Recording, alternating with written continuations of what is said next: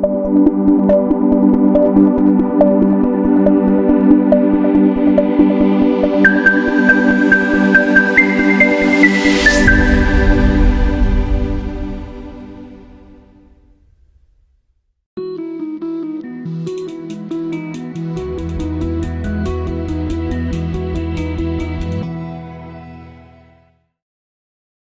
today we celebrate Pentecost, the marking of a transition for the first community of Christians. This is the moment when the tasks done by the child of God become their work to do, their prophetic voice to speak, their journeys to take. So it is indeed a joyous day of celebration, and also of confusion, because what is so true of God is that God, can never be controlled or defined well. Back in that wandering desert life of the early Israelites, God made themselves clear that they could not be controlled. And that same spirit of unexpectedness rises in the disciples as well. The Spirit of God comes to the disciples as tongues of fire. The Spirit of God comes to Moses and the elders of Israel as cloud. In both of these readings today, we're invited to see the Spirit as something that offers knowledge and connection, but doesn't always do what is expected. In Numbers, the elders are required to head outside the camp, which, by the way, was supposed to number 600,000 people or more. So it isn't exactly a small campsite, but a tent city. And outside of that is where the Israelites are supposed to encounter with God. There, outside the camp, at the tent of meeting. And for most of them, that does happen. But not those rascally Eldad and Medad folks. They remained behind, and yet the Spirit came to them anyway. God doesn't always do what we think. And yet, so often, we continue to assume that we can be the ones to plot the course, to set the pace, to make the track of where God is going, because we will know where we are going.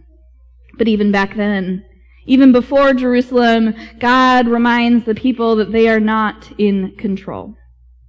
What is rather interesting, however, is just how concerned the peoples become that these elders, who were, I would expect, trusted with leadership, would prophesy in their hearing. So different from the expectation now that if I didn't see it, or hear about it, or get it on film, it didn't happen. I mean, the phrase, the meme, pics or it didn't happen, is true for us. But in this story, the expectation was the reverse. Here isn't where we encounter God. That isn't supposed to happen. That's over there, safely outside. No proof, no pics. We just will trust you. It happened. The text even says that none of the elders prophesied again. This was a once-off encounter in a new way with God's Spirit, in a safe place, but not an ongoing encounter. It wasn't meant to be replicatable. For the disciples, too, this moment of language confusion that takes over shows the proof of the Spirit moving in the people. Proof they must defend so that they cannot be called drunk, so that they can be seen that the moment is true. The people want proof. So why, to the community who hears Eldad and Medad, should they get concerned? Why shouldn't God be in the camp, the tent city, the place to live? Generations later, we are living into a faith story that allows us to know that formative faith now has to be a part of the family structure, rather than just the obligation of the church, the pastor alone. The church community can encourage and develop our faith talk. But for faith to take root, it has to be a part of our home lives as well. Making space for conversations about what and how we believe and what our belief offers us. Security, confusion, a place to open ourselves to doubt or clarity, all of it. And we have Eldad and Medad's experience to thank for that. Prophetic voices of our loved ones are the most powerful to hear. That's what makes testimony so influential. Locality. It is here. That is the power. So it is from within that we have to open ourselves to be the most bold. It is the leadership of those we have known so long that awakens us to our gifts too. It is the words of a friend, a neighbor, a church pew companion that can open doors and invite us on a journey we never thought we might be on. This week, I came across a perfect visual aid to speak to this moment of boldness, this moment of faith stories from within. So, everybody take a deep breath while I make sure that starts up.